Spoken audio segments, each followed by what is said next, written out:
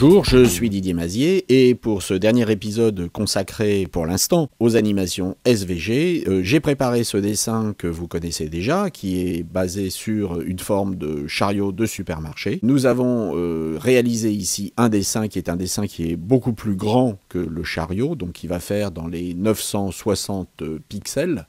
Car l'animation sera faite à l'intérieur du dessin SVG, de l'illustration SVG, qui sera en quelque sorte considéré comme étant pratiquement un canvas, puisque l'animation aura lieu à l'intérieur. Alors nous allons voir les différentes possibilités d'animation. C'est pas toujours très simple de s'y retrouver. Il faut comprendre que l'instruction Animate peut être complétée. Ici, nous avons une instruction Animate qui a été complétée avec Animate Transform. Et ici, nous allons donc transformer en quelque sorte le groupe, puisqu'ici, il s'agit d'intervenir sur le groupe. Vous voyez que nous sommes à l'intérieur du groupe. Notre animation ici sera donc une animation de type transformation. Et nous allons demander une rotation. Nous aurions pu demander d'autres modes de transformation, qui sont des modes de transformation que vous connaissez lorsque vous travaillez en vectoriel. Ça pourrait être par exemple de l'italisation, ou ça pourrait être également éventuellement du déplacement, de la translation. Alors si nous regardons ce que ça donne, nous avons bien notre chariot qui tourne. Si nous prenons cet autre exemple, ici nous avons, toujours pour le même groupe, nous avons ici demandé de faire un Animate Transform et nous avons demandé ici de changer le type de cette animation qui n'est pas une rotation mais une translation de 0 à 400. Donc nous allons faire ici une translation qui va être une translation en X de 0 à 400. Nous avons également ajouté un autre attribut transformation qui est de type skew X. Il s'agit ici d'une italisation en X. Et nous avons également demandé à ce que la première animation soit additive. Additive égale sum. Et également pour la deuxième, additive égale sum. Nous avons donc ici une double transformation qui se fait toujours par un attribut de transformation où nous allons translater sur l'axe des ordonnées, c'est-à-dire horizontale en X, et puis en même temps, bien, nous allons faire une italisation. J'ai ajouté ici un petit cercle, et puis nous avons ici un autre type d'animation qui peut être intéressant, mais qui ne fonctionne que pour des formes simples, qui consiste ici non pas à utiliser la transformation du SVG, mais à transformer un des attributs du SVG, c'est-à-dire à faire modifier un des attributs du SVG. En l'occurrence, ici, l'attribut qui va être modifié, eh bien, c'est l'attribut de la position en X du SVG. Vous voyez que ici, la position en X est 30, eh bien, nous allons aller de 30 à 470.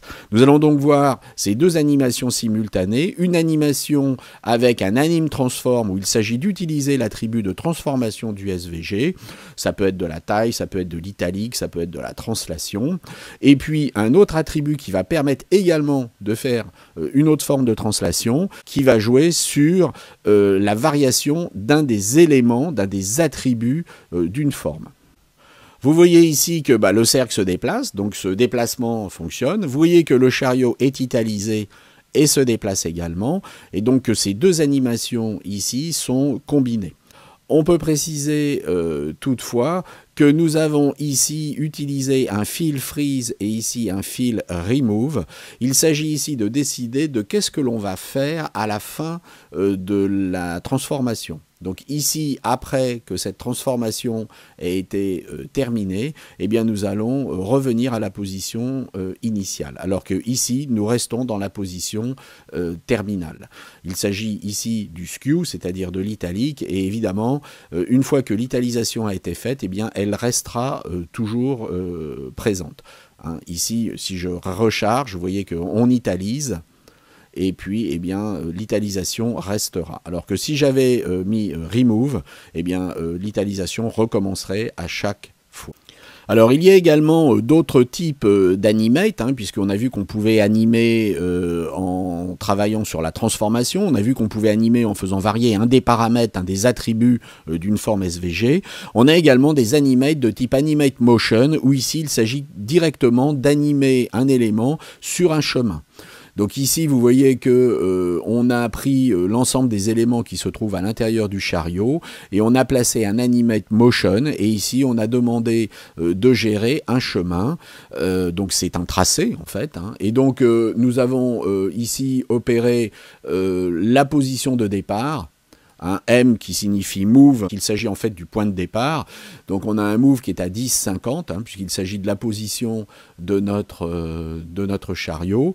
Et puis on a demandé un déplacement en horizontal de 600. Vous voyez que ici, le déplacement s'opère bien sur un tracé, et que c'est un tracé qui pour l'instant est un tracé horizontal. Alors précisons qu'ici nous avons fait un repeat count 1, nous aurions pu mettre indefinite.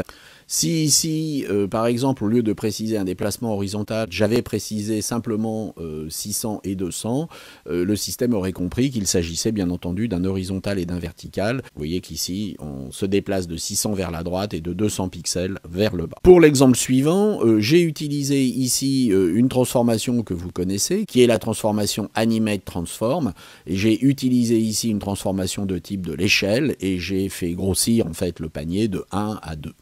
J'ai ajouté ici, pour que vous compreniez quelque chose d'important, un attribut que vous pouvez éventuellement trouver qui est Animate Color, en demandant d'animer la couleur. Vous allez vous rendre compte ici que cet attribut ne fonctionne pas. Vous voyez que la taille change, mais que la couleur ne change pas.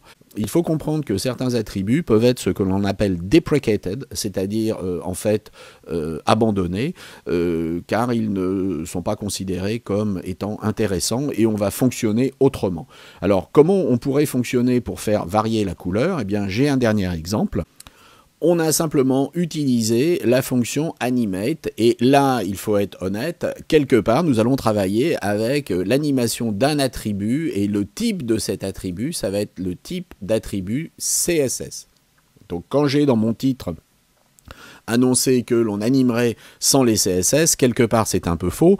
Nous animerons bien sans fonctionner sur des CSS externes, mais nous allons travailler avec des attributs CSS internes au SVG. Et ici, l'attribut sur lequel nous allons travailler, c'est l'attribut de type fill, et puis nous allons simplement changer sa couleur, qui va aller du bleu au rouge, et nous allons voir ce que ça donne. Donc là, nous travaillons ici que sur ce chemin, qui est le chemin panier. Vous remarquerez également que nous avons dû changer la fermeture du panier par rapport aux fermetures des autres chemins. C'est-à-dire que nous l'avons ici laissé dans une balise ouvrante. Nous avons placé ici notre animation et nous avons mis une balise fermante pour notre chemin, pour notre tracé.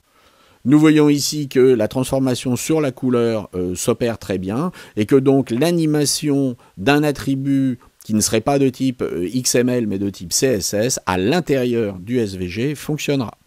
Nous avons donc le choix des armes, soit nous allons travailler avec une instruction de type animate et puis nous allons ensuite aller modifier des attributs qui peuvent être de type CSS ou qui peuvent être de type XML. Nous allons pouvoir également travailler avec des animate motion pour déplacer des éléments sur des chemins, sur des tracés, et nous allons pouvoir aussi faire un animate transform et transformer directement et modifier des attributs de type XML sur le SVG comme la rotation, l'italisation, etc. Eh bien, j'espère que tout cela vous a intéressé, vous a donné des idées et que vous allez vous aussi vous engager dans l'utilisation de ce format SVG qui n'a pas fini de nous étonner. À très bientôt, au revoir.